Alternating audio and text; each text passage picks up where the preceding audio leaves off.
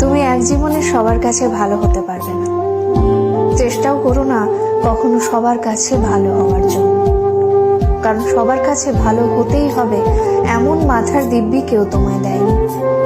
আর তুমি বেঁচে আছো তোমার নিজস্বতায়। সেখানে তোমায় কে ভাবলো, কে খারাপ ভাবলো, তাতে কিচ্ছু এসে যায় না।